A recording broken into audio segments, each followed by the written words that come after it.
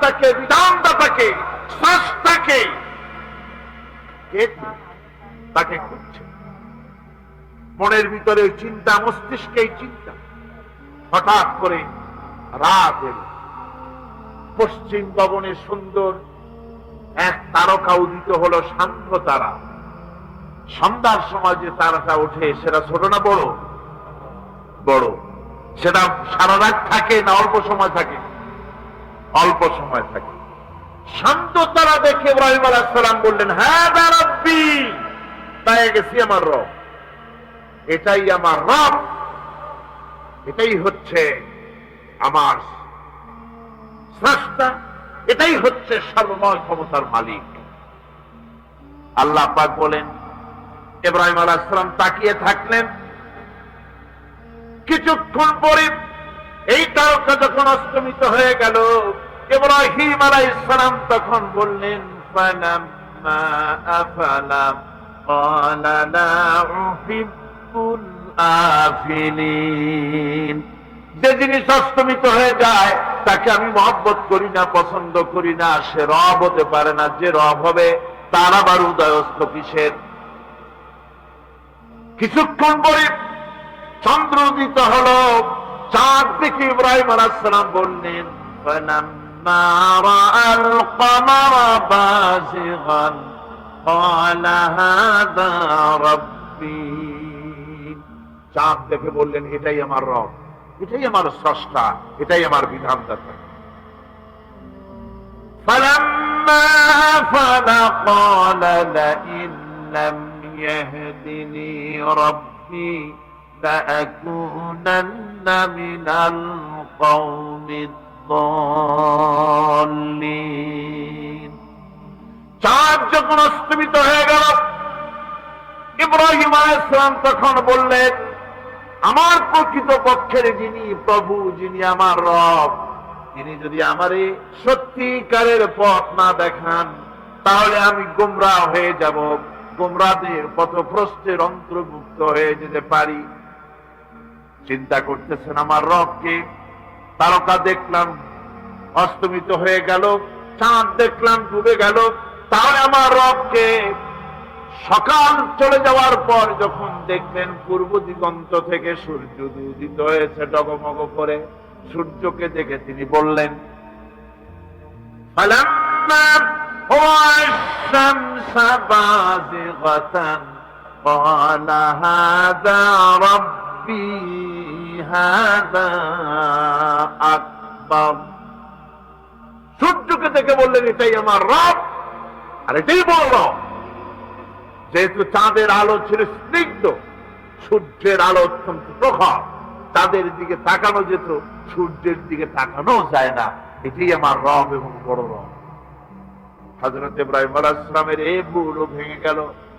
সন্ধ্যার আগমনে সূর্য যখন অস্তমিত হয়ে গেল, ইব্রাহিম আলাইহিস সালাম তখন ঘোষণা করলেন, ফালাম্মা আফালাত ক্বালা ইয়া কওমি ইন্নী বারীউম মিম্মা তুশরিকুন। সূর্য অস্তমিত হয়ে গেলে পরে তিনি বললেন, ইয়া কওমি, ও আমার জাতি, তোমরা যে জিনিস দিয়ে শিরক করো আল্লাহ রাব্বুল আলামিনের সাথে, আমি তার থেকে সম্পূর্ণ মুক্ত। আমি তোমাদের অন্তর্ভুক্ত, মুশরিক নই। আমার রবকে আমি চিনে ফেলেছি। সুবহানাল্লাহ। আমার ইব্রাহিম আলাইহিস সালাম ঘোষণা করলেন, ইন্নী ওয়াজ্জাহতু ওয়াজহিয়া লিল্লাযী ফাতারাস সামাওয়াতি ওয়াল আরদা হানিফা। জানেন আপনারা এটা? পড়েন, ইন্নী ওয়াজ্জাহতু ওয়াজহিয়া লিল্লাযী ফাতারাস সামাওয়াতি ওয়াল আরদা হানিফা ওয়া মা আনা মিনাল মুশরিকিন। নিশ্চয়ই আমার এই মুখমণ্ডলকে ফিরাই দিলাম, দুনিয়ার সব দিক থেকে মুখ ফিরাইয়া আমার এই মুখ ফিরালাম সেদিকে, সেই স্রষ্টার দিকে যিনি আকাশ, জমিন, চন্দ্র, সূর্য, গ্রহ, নক্ষত্র, সৌররাজি, মানব মণ্ডলী সবকিছুকে যিনি সৃষ্টি করেছেন, আমি তার দিকে আমার মুখকে ফিরিয়ে দিলাম। তিনি ছাড়া কোন রব নাই, প্রভু নাই, আর আমি মুশরিকদের অন্তর্ভুক্ত নহি। হযরত ইব্রাহিম আলাইহিস সালাম তাওহীদকে বুঝে ফেললেন, আল্লাহকে চিনে ফেললেন। হযরত ইব্রাহিম আলাইহিস সালাম তার সৃষ্টিকর্তা খুঁজে বের করার জন্য যে প্রচেষ্টা চালান তা বিবৃত হয়েছে পবিত্র কোরআনে। এখন আমরা শুনব সে কাহিনী। ইব্রাহিম আলাইহিস সালাম তাওহীদকে খুঁজছেন। এই কোরআন শরীফ আল্লাহ পাক বলছেন তাওহীদ তালাশ করতেছেন। কে স্রষ্টা? সর্বোচ্চ ক্ষমতার মালিক কে? হযরত ইব্রাহিম আলাইহিস সালাম তার এই তাওহীদ খোঁজার, তাওহীদ অন্বেষণ কাহিনীটাকে রব্বুল আলামিন কোরআনে কারীমের ভিতরে জায়গা দিয়ে দিলেন দুনিয়ার মানুষকে বোঝাবার জন্য, শোনাবার জন্য। فَلَمَّا جَنَّ عَلَيْهِ اللَّيْلُ رَأَى كَوْكَبًا قَالَ هَذَا رَبِّي। তিনি রব সন্ধান করছেন, কে আমার স্রষ্টা? সর্বোচ্চ ক্ষমতার মালিক কে? কিয়ামতের সময় খুব কঠিন হবে, বিশেষত যারা আল্লাহ নির্দেশিত পথে চলবে না তাদেরকে কঠিন আযাবের মুখোমুখি হতে হবে। বান্দাকে সতর্ক করে দেওয়ার জন্য কিয়ামতের সেই ভয়াবহ চিত্র মহান আল্লাহ তাআলা পবিত্র কোরআনে চিত্রিত করেছেন। এই জন্য আল্লাহ রাব্বুল আলামিন বলছেন, হে বিশ্বাসীরা, আমাকে তোমরা যারা বিশ্বাস করেছো, ঈমান এনেছো, নিজে বাঁচো আর নিজের আহল আয়ালকে জাহান্নামের আগুন থেকে বাঁচাও। ওই জাহান্নাম আলাইহা মালাইকাতুন গিলাদুন শিদাদুন লা ইয়াসুনাল্লাহা মা আমারাহুম ওয়া ইয়াফআলুনা মা ইউমারুন। আল্লাহ রাব্বুল আলামিন বলেন, সেখানে অত্যন্ত কর্কশ, রূঢ় এবং নির্মম স্বভাবের এমন সব ফেরেশতা পরিচালক হিসেবে জাহান্নামে দেওয়া হবে, যারা আল্লাহর নির্দেশের বাইরে কোনো কাজ করে না। তারা সেই সব কাজই করে যা আল্লাহ তাদেরকে হুকুম করেন। আর ওই জাহান্নামীদেরকে, যারা জাহান্নামে যাবে কিয়ামতের দিন, ফাল্লাযীনা কাফারু قطعت لهم ثياب من نار। আগুন দিয়ে খেটে তাই দিয়ে পোশাক তৈরি করে দেওয়া হবে, আগুনের পোশাক পরিয়ে দেওয়া হবে। আগুনের পোশাক গায়ে পরায় দেওয়ার পরে কুল্লামা নাদিজাত জুনুদুহুম বাদদালনাহুম জুনুদান গায়রাহা। একবার চামড়া পুড়ে যাবে, জাহান্নামের আগুনে চামড়া পুড়ে গলে যাবে, আবার আল্লাহ রাব্বুল আলামিন নতুন করে চামড়া পরিয়ে দিবেন, যাতে করে শাস্তির তীব্রতা অনুভব করতে পারে। জোরে কোন নাউজুবিল্লাহ। আমার ভাইরা, জাহান্নামীরা ক্ষুধার যন্ত্রণায়, তৃষ্ণার যন্ত্রণায় আকাশের দিকে তাকায় থাকবে, উপরের দিকে তাকায় থাকবে, বলবে আহারে যদি একটু বৃষ্টি হতো, মেঘ হতো। হঠাৎ করে দেখবে যে উপরে কালো মেঘ হয়ে গেছে, মনে করবে যে এবার বুঝি বৃষ্টি হবে, পানি পান করব।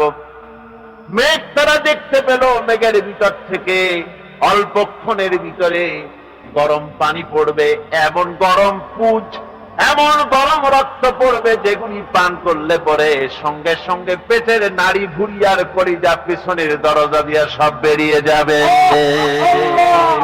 নাউযুবিল্লাহি মিন যালিক। আল্লাহ, এই কঠিন অবস্থা থেকে তুমি আমাদেরকে হেফাজত করো। জোরে বলেন আমিন। সবাই বলেন আমিন। আমার ভাইয়েরা, তামসার ব্যাপার নয়। ও যুবক ভাইয়েরা, শিক্ষিত ভাইয়েরা, তামসা করার ব্যাপার না। দুনিয়ায় খেল তামাশা ফুর্তি করার জায়গা না। जगह जी लगाने के लिए ये दुनिया नहीं है, ये इबरत की जा है, तमाशा नहीं है। দুনিয়া উপদেশ গ্রহণ করার জায়গা, খেল তামাশা করার জায়গা না। এই পৃথিবীতে আল্লাহ রাব্বুল আলামিন বলেন, নাফরমানি করলে পরে জাহান্নামে যাবেই, জাহান্নামে যেতে হবে।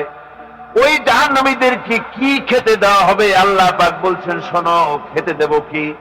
তুসকা মিন আইনিন আনিয়া, ফুটন্ত গরম পানি তাদেরকে পান করতে দেওয়া হবে। লাইসা লাহুম তুআমুন ইল্লা মিন দারি, কাঁটা যুক্ত ঘাস তাদেরকে খেতে দেওয়া হবে। লা ইউসমিনু ওয়া লা ইউগনি মিন জু, এই খাবারে তাদের শরীর পরিপুষ্ট হবে না, আর ক্ষুধাও নিবৃত্ত হবে না। আমার বন্ধুগণ, এমন কঠিন জাহান্নামের অবস্থা থেকে মাপ পাওয়ার জন্য ইমানের জোশ আসতে হবে, ইমানদার হতে হবে, আর নাফরমানিকে ছেড়ে দিতে হবে।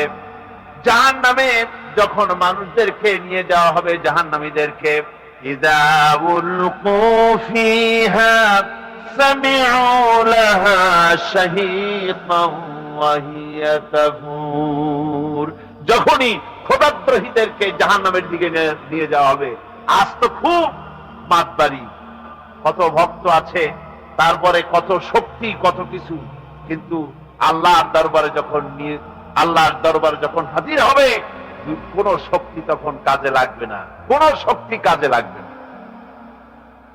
জাহান্নামে যখন তাদেরকে নিয়ে যাওয়া হবে, জাহান্নাম তখন গোসায় ফেটে পড়তে থাকবে, জাহান্নামের ভিতর থেকে গর্জন আসতে থাকবে, তাকাদু তামাইয়াজু মিনাল গায়জ, জাহান্নাম যেন গোসায় ফেটে পড়তে চাইবে।